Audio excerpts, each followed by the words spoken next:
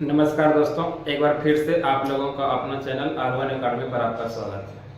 आज हम लेकर आए हैं क्लास 10th का फिजिक्स का VVI क्वेश्चन जो एग्जाम में आता है। क्वेश्चन इस प्रकार से है कि अवतल दर्पण में सिद्ध करें कि F बराबर R/2 होता है। कौन दर्पण में? अवतल दर्पण में। तो अवतल दर्पण कहने का मतलब क्या होता है कि जिस दर्पण का परावर्तक सतह धंसा होता है उसे क्या कहते हैं? अवतल दर्पण। जिस दर्पण का क्वेश्चन इस प्रकार से है कि अवतल दर्पण में सिद्ध करें कि F बराबर R/2 होता है। कौन दर्पण में? अवतल दर्पण में। तो अवतल दर्पण कहने का मतलब क्या होता है कि जिस दर्पण का परावर्तक सतह धंसा होता है उसे क्या कहते हैं? अवतल दर्पण। जिस दर्पण का परावर्तक सतह धंसा होता है उसे क्या कहते हैं? अवतल दर्पण। तो अवतल दर्पण में सिद्ध करना है F बराबर R/2। F मतलब आपका फोकस दूरी, R मतलब वक्रता त्रिज्या। अर्थात कहने का मतलब कि जो फोकस दूरी होती है वो त्रिज्या यानी कि वक्रता त्रिज्या का क्या होता है? आधा होता है। जो फोकस दूरी होती है वो वक्रता त्रिज्या का क्या होता है? आधा होता है। क्वेश्चन इस प्रकार से भी आ सकता है कि फोकस दूरी और वक्रता त्रिज्या के बीच संबंध स्थापित करें। तो इस प्रकार से भी क्वेश्चन आ सकता है। तो ये आपका हो गया अवतल दर्पण, ये हो गया आपका अवतल दर्पण। और अवतल दर्पण ये आपका हो गया, ये परावर्तक सतह क्या है? धंसा हुआ, ये आपका अवतल दर्पण हो गया। ये जो P है ये कहलाता है ध्रुव, कहलाता है क्या कहलाता है? ध्रुव। ध्रुव यानी कि पोल। ये आपका बीच वाला लाइन कहलाएगा आपका प्रधान अक्ष। क्या कहलाएगा? प्रधान अक्ष। प्रधान अक्ष हो जाएगा। ये आपका हो गया वक्रता केंद्र, और ये हो गया आपका मुख्य फोकस। C हो गया वक्रता केंद्र, F हो गया मुख्य फोकस, अब P हो गया आपका ध्रुव। सभी दूरी कहाँ से मापी जाती है? ध्रुव से मापी जाती है। सभी दूरी ध्रुव से मापी जाती है। तो ध्रुव और वक्रता केंद्र, ध्रुव और वक्रता केंद्र, ध्रुव और वक्रता केंद्र के बीच की दूरी को क्या कहते हैं? वक्रता त्रिज्या। ध्रुव और वक्रता केंद्र, ध्रुव और वक्रता केंद्र के बीच की दूरी को क्या कहते हैं? वक्रता त्रिज्या। मुख्य फोकस और ध्रुव, मुख्य फोकस और ध्रुव के बीच की दूरी को क्या कहते हैं? फोकस दूरी। क्या कहते हैं? फोकस दूरी। यानी कि मुख्य फोकस और ध्रुव के बीच की दूरी को फोकस दूरी कहते हैं। तो प्रधान अक्ष के समांतर प्रकाश को गुजारते हैं लोग। AM आपका प्रकाश की किरण है, तो प्रधान अक्ष के समांतर एक प्रकाश की किरण को गुजारते हैं जो अवतल दर्पण से पड़ने के बाद, अवतल दर्पण से पड़ने के बाद परावर्तक सतह से टकराने के बाद मुख्य फोकस से होकर गुजरती है। ये याद रखिएगा हमेशा कि प्रधान अक्ष के समांतर अगर कोई किरण खींची जाती है, प्रधान अक्ष के समांतर यदि कोई किरण जाती है तो टकराने के बाद मुख्य फोकस से ही गुजरती है। क्लियर है? कहां से गुजरेगी? मुख्य फोकस से।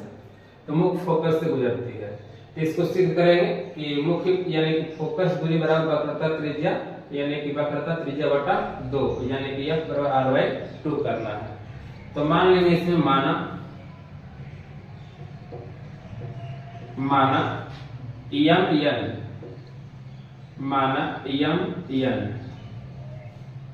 मान लेंगे माना MN अवतल दर्पण है। कौन दर्पण है? अवतल दर्पण है। MN अवतल दर्पण है जिसमें P ध्रुव,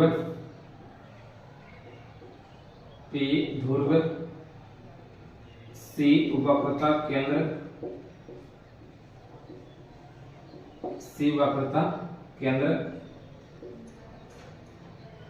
वक्रता केंद्र, तथा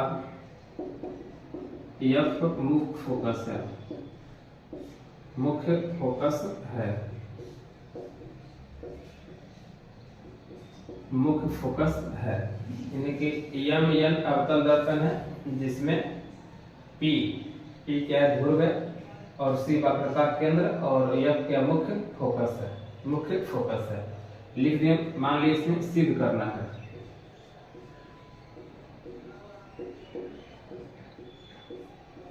सिद्ध करना है। सिद्ध क्या करना है? F बराबर R/2, यानी कि फोकस दूरी बराबर वक्रता त्रिज्या बटा 2, यानी जो फोकस दूरी होती है वो वक्रता त्रिज्या का क्या होता है, आधा होता है। क्या होता है, आधा। ठीक है, चलो अब देखिए, ये आपका प्रधान अक्ष के समांतर गई है, प्रवर्तक के बाद यानी कि प्रवर्तन के बाद कहां से लौटी, मुख्य फोकस से। ठीक है, तो ये आपका हो गया, यानी कि ये हो गया आपका आने वाली किरण, यानी कि आपतित किरण। कौन किरण, आपतित किरण। और टकराने के बाद वापस लौटती है तो क्या हो जाएगा, प्रवर्तित किरण। तो आने वाली किरण को कहते हैं आपतित किरण। अब प्रवर्तक सतह से टकराया और टकरा कर वापस लौट गया तो क्या रहेगा आपका कौन किरण, प्रवर्तित किरण। ये बीच में आपका हो गया अभिलंब, बीच में क्या हो गया, अभिलंब, यानी कि यम और सी, यम और सी क्या है, अभिलंब है। तो आपको पता है आपतित किरण और अभिलंब के बीच बने कोण को क्या कहते हैं, आपतन कोण। क्या कहते हैं, आपतन कोण। और आपतन कोण को लिखते हैं किससे, आई से, तरह लिखते हैं आई से। और ये हो गया आपका प्रवर्तित किरण। तो प्रवर्तित किरण और अभिलंब के बीच, प्रवर्तित किरण और अभिलंब के बीच बने कोण को क्या कहते हैं, प्रवर्तन कोण कहते हैं। क्या कहते हैं, प्रवर्तन कोण। तो ये हो गया आपका आपतन कोण, ये आपका हो गया प्रवर्तन कोण। और आपतन कोण और प्रवर्तन कोण क्या होता है, हमेशा बराबर होता है। कहां से, प्रवर्तन के नियम से। तो लिखेंगे प्रमाण में, प्रमाण में लिखेंगे प्रमाण, क्या लिखेंगे कि ए एम सी, कोण ए एम सी, कोण ए एम सी क्या है, आई, आई, कोण ए एम सी आई, कहां से, तो आपतन कोण है, आपतन कोण, आपतन कोण है, क्लियर है। कोण ए एम सी क्या है, आपतन कोण हो गया, आपतन कोण। और सी एम एफ, कोण सी एम एफ, तो सी एम एफ कौन कौन है, यानी कि आर है, यानी कि परावर्तन कोण, परावर्तन कोण। कौन कौन हो जाएगा, परावर्तन कोण। कोण सी एम एफ कौन कौन हो जाएगा, परावर्तन कोण।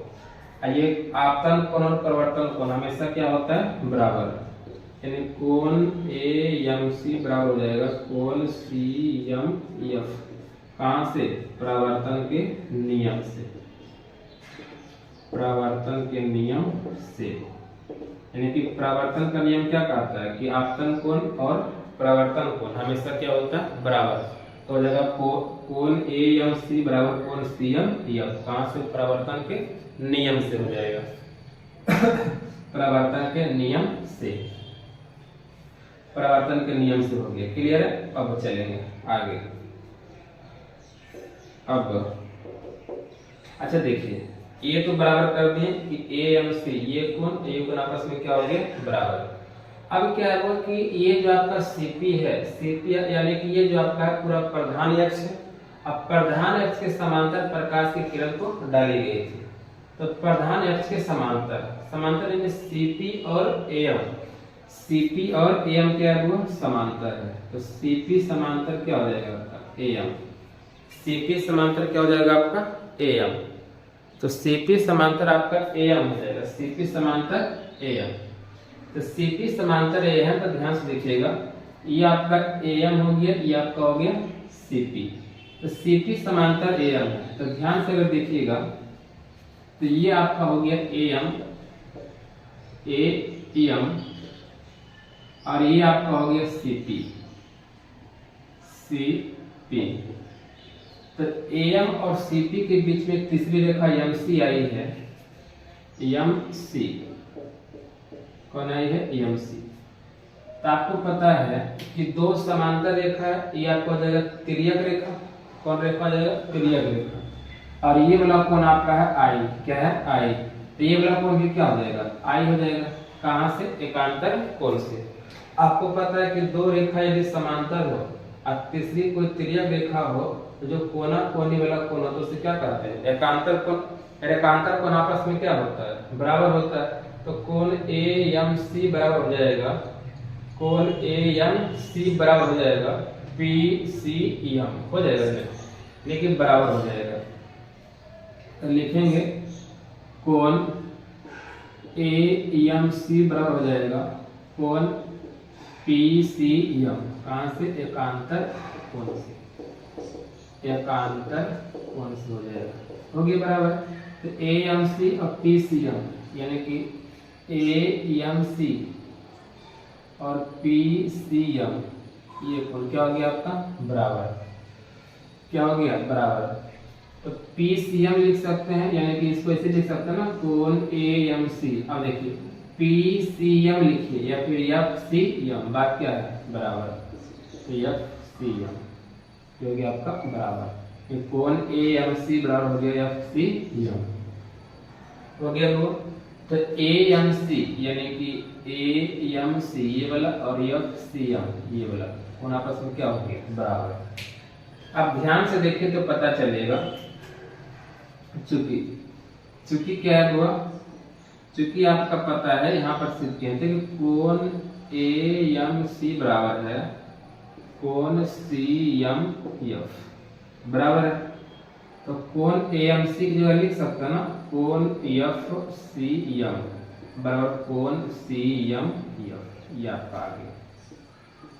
देखिए परावर्तन के नियम से क्या था कि ए एम सी बराबर सी एम एफ, चूंकि ए एम सी बराबर सी एम एफ, तो ए एम सी को क्या लिख सकते हैं? F C M.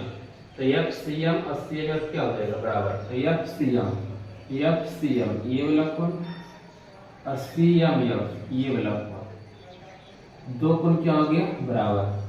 अब ध्यान से देखिए दो कोण हो गया बराबर, और सी एम एफ ये पूरा एक त्रिभुज लग रहा है। जिस त्रिभुज का दो कोण बराबर होता है, जिस त्रिभुज का दो कोण बराबर होता है उसे क्या कहते हैं? समद्वि बाहु त्रिभुज।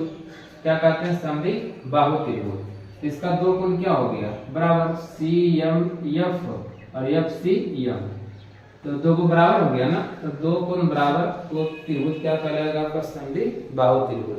तो लिख सकते हैं ना कि सी एम एफ यानी कि त्रिभुज सी एम एफ एक कौन त्रिभुज है? समद्वि बाहु त्रिभुज है। कोण सी एम एफ कौन त्रिभुज है? समद्वि बाहु त्रिभुज है। सी एम एफ कौन त्रिभुज है? समद्वि बाहु त्रिभुज है। समद्वि बाहु त्रिभुज है। और समद्वि बाहु त्रिभुज में क्या होता है कि बराबर कोण के सामने वाली भुजा क्या होती है? बराबर। तो बराबर कोण के सामने वाली भुजा क्या हो जाएगी? बराबर। तो बराबर कोण के सामने वाली भुजा बराबर होता है। तो बराबर कोण कौन है? एफ, कोण एफ सी एम और कोण सी एफ एम एफ। तो एफ सी एम, तो एफ सी एम ये वाला है, एफ सी एम ये वाला। तो इस कोण के बराबर कौन हो जाए? इसके सामने कौन है? ये वाला है एम एफ। तो एम एफ हो गया। चलो तो एफ सी एम इस कोण के बराबर ये भुजा, ये क्या हो जाएगा आपका? एफ यानी कि एम एफ बराबर हो गया। अब कोण C M F, C M F ये कोण के सामने कौन है? C F. तो एम एफ बराबर क्या हो गया आपका? C F. एम एफ बराबर क्या हो गया? C F. कहां से? समान कोण के सम्मुख भुजा, सम्मुख भुजा क्या होता है? समान होता है। समान कोण के सम्मुख भुजा क्या होता है? समान होता है। समान कोण के सम्मुख भुजा क्या होता है? समान। तो एम एफ बराबर क्या हो गया? C F. ये जो आपका एम एफ है, ये जो आपका एम एफ है, एम एफ को लिख सकते हैं, यानी कि ये जो आपका एम एफ है, तो एम एफ बराबर क्या लिख सकते हैं? P F. कहां से? इस छोटे द्वारक से, छोटे द्वारक से। यानी कि ये जो आपका एम एफ है और पी एफ ये दोनों हमेशा क्या होता है? बराबर। इसको क्या बोलते हैं? छोटे द्वारक से। तो एम एफ बराबर क्या हो जाएगा आपका? P F. तो एम एफ बराबर पी एफ हो गया। क्लियर है? चलिए अब लाना क्या है? लाना यह है फोकस दूरी और आपका वक्रता त्रिज्या में संबंध। तो सीपी आपका क्या है? वक्रता त्रिज्या। तो सीपी, चूंकि सीपी आपका कौन सी? वक्रता त्रिज्या। तो सीपी को लिख सकते हैं C F plus P F. तो C F plus P F लिख सकते हैं, लिख सकते हैं। सीपी को लिख सकते हैं ना C F plus P F. C P तो रहेगा ही, सी पी कौन सी है, वक्रता त्रिज्या है। सी एफ, सी एफ बराबर क्या है, एम एफ, सी एफ बराबर एम एफ लिख सकते हैं प्लस पी एफ हो जाएगा। सी पी, एम एफ बराबर क्या लिख सकते हैं, पी एफ, तो पी एफ प्लस क्या हो जाएगा आपका P F. P F plus क्या हो गया आपका, पी एफ हो गया, P F plus P F. अब देखिए सी पी, तो सी पी बराबर हो गया पी एफ, पी एफ का है P F, 2 P F. C P बराबर क्या होगा, पी एफ, पी एफ का पी एफ, 2 पी एफ हो गया। अब सी पी, अब 2। अच्छा ये समझिए कि सी पी क्या है, तो सी पी आपका वक्रता त्रिज्या, क्योंकि सभी दूरी कहाँ से मापी जाती है, ध्रुव से। सी वक्रता केंद्र और ध्रुव पी है, तो सी पी आपका क्या हो जाएगा, वक्रता त्रिज्या। तो सी पी यानी कि आपका आर, वक्रता त्रिज्या हो गया 2 गुना पी एफ। पी एफ क्या है, फोकस दूरी, जो मुख्य फोकस और ध्रुव के बीच की दूरी क्या कहते हैं, फोकस दूरी। तो आपका पी एफ यानी कि ई एफ, फोकस दूरी एफ, 2f हो गया। तो r बराबर क्या होगा आपका 2f आ गया। अच्छा बताओ 2 गुना इन पट्टी क्या हो जाएगा, भागा में, तो r/2 बराबर f हो जाएगा। ये सिद्ध करना था ना प्रूव, ये हो गया आपका प्रूव। तो ये जो आपका क्वेश्चन है बहुत इजी मेथड में आप लोगों को समझ में आया होगा। अगर समझ में आया होगा पूरी तरह से तो कमेंट में यस कीजिएगा। ये जो क्वेश्चन है आपके एग्जाम में आता है, इसे जितना बार रिवीजन कीजिएगा उतना बेहतर रहेगा। क्लियर है।